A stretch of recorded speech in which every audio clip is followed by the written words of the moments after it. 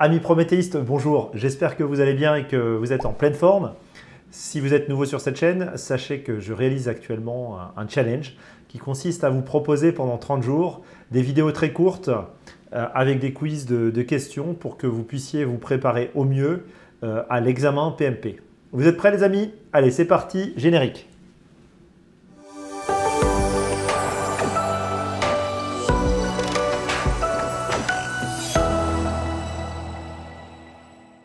Tom a remplacé Sophie en tant que chef de projet d'une équipe multiculturelle. Lors de ses premières réunions, Tom constatait que les membres de l'équipe refusaient de participer à certaines discussions et refusaient de parler à d'autres membres de l'équipe. L'environnement était toxique. Depuis quelques semaines, Tom constate une amélioration depuis que les membres de l'équipe ont élaboré une charte d'équipe. Dans quelle phase de développement se trouve l'équipe à présent? Option A. Exécution. Option B, tension. Option C, formation. Option D, normalisation. Et option E, agitation. Allez, je vous laisse mettre la vidéo sur pause, le temps que vous réfléchissiez à la question, et on se retrouve dans une poignée de secondes pour le débriefing. A tout de suite. Alors allons-y. Disséquons ensemble la question. La question, alors pour disséquer une question, on se pose toujours 3 questions. Question numéro 1, c'est de quelle approche de gestion de projet est-ce qu'on parle? Est-ce qu'on veut que je gère mon projet de façon traditionnelle, de façon agile ou de façon hybride? Ensuite, question numéro 2. Quel est le mot-clé le plus important du libellé de la question? Ici, on voit qu'il y a des mots-clés importants. Par exemple, environnement toxique. Je vois qu'on me parle de membres de l'équipe. On me parle de charte d'équipe. Voilà, ce sont des mots-clés qui doivent attirer mon attention. Et puis enfin, troisième question, est-ce que je dois me concentrer sur la dernière phrase du libellé? Est-ce que la dernière phrase du libellé de la question comporte une information importante? Ici, je vois que la troisième question, dans la dernière phrase du libellé, il y a une information qui est vraiment importante. On est dans une approche hybride de gestion de projet, parce que dans tout type de projet, il y a des conflits, ça c'est totalement normal. Je vois qu'il y a un environnement qui est toxique et qui commence à aller mieux grâce à la charte d'équipe. Mais surtout, je vois qu'on parle de phase de développement. À partir du moment où je vois le mot-clé phase de développement d'une équipe, ça fait immédiatement référence dans mon esprit à un modèle qu'on appelle le modèle de Tuckman. Ça, c'est une question en fait, de mémorisation. En fait, c'est un modèle qui est très connu. Si vous ne le connaissez pas, je vous invite très très fortement à le découvrir. Alors, pour ce faire, je vous invite à suivre la référence proposée par notre ami Atlas. En fait, ce modèle, il nous parle de quoi? Ce modèle, en fait, il nous parle des stades de maturité d'une équipe. Alors, bien sûr, une équipe, je dirais, elle a sa singularité. Hein.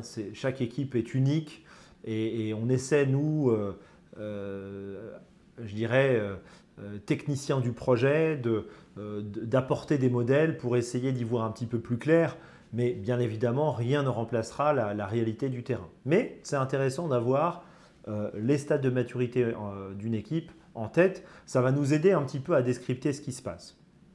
Et ce modèle, moi, je le trouve vraiment intéressant parce qu'il retrace assez finement justement ce qui peut se passer au sein d'une équipe. Alors, dans ce modèle, on voit qu'il y a 4 stades de maturité. Selon les référentiels, certains disent qu'il y a 5 stades de maturité, d'autres qui disent qu'il y en a 4. Donc, on va rester sur ce que nous dit le PMBOK. Hein. Le PMBOK nous dit qu'il y a en fait 5 stades de maturité dans une équipe. Alors, le premier stade, le stade 1 de maturité, c'est ce qu'on appelle le stade formation. On l'appelle aussi le stade des architectes indépendants. Pourquoi? Parce que dans ce stade de maturité, on ne va pas forcément avoir tendance à interagir les uns vis-à-vis des autres. Non pas que les architectes indépendants ne discutent pas entre eux, hein, pas du tout. C'est plus qu'ils n'ont pas besoin forcément de se coordonner un peu comme dans un bateau pour agir. Hein, ils vont plutôt avoir à se concentrer sur leur dessin ou sur leur schéma. C'est une image, bien sûr.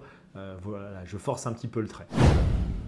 Ensuite, il y a le deuxième stade d'une équipe de maturité qui est le stade où les collaborateurs, comme ils ont été un petit peu en repli les uns sur les autres, ils ne se sont pas trop parlé, c'est un stade où ils vont apprendre un petit peu à se connaître.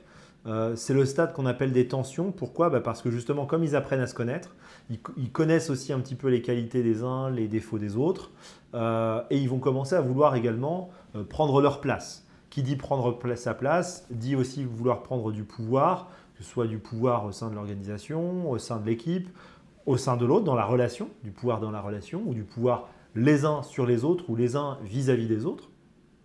Et donc, c'est un stade, le stade 2, le stade qu'on appelle des tensions, qui va faire émerger des conflits, mais qui, si on ne fait pas attention, peut générer de la violence. Hein, on va se retrouver dans des épisodes de télé-réalité avec des insultes et des menaces et des hurlements et parfois même des passages à tabac si on ne fait pas attention.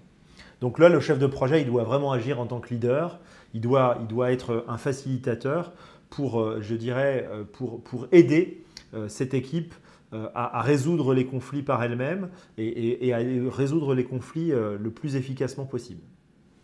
J'ai pas mal de choses à dire sur le sujet.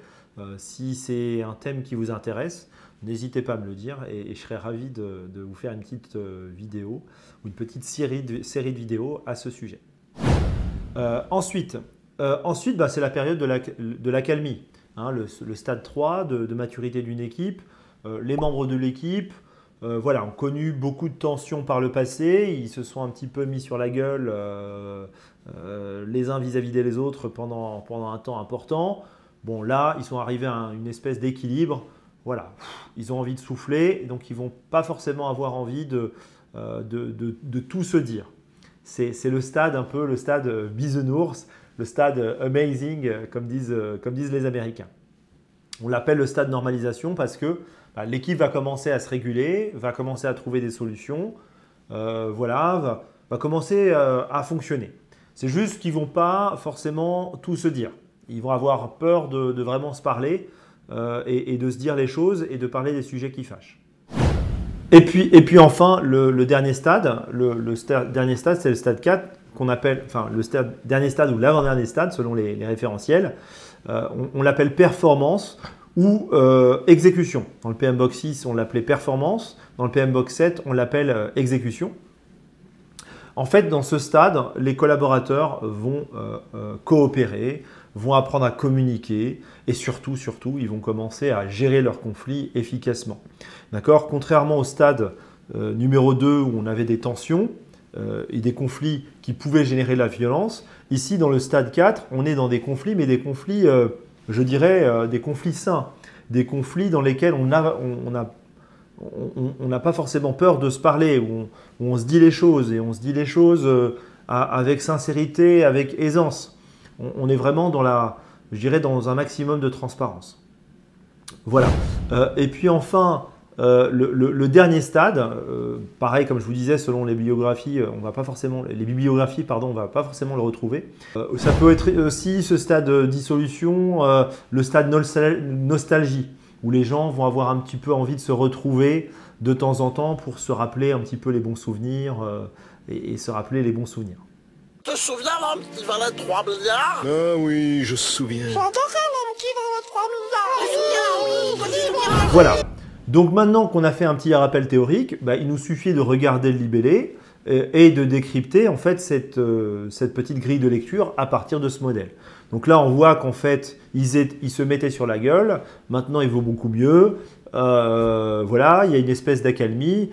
Ils ont mis en place une charte d'équipe et grâce à cette charte d'équipe, voilà, ils arrivent à discuter plus sereinement. Donc, ils étaient plutôt au stade 2.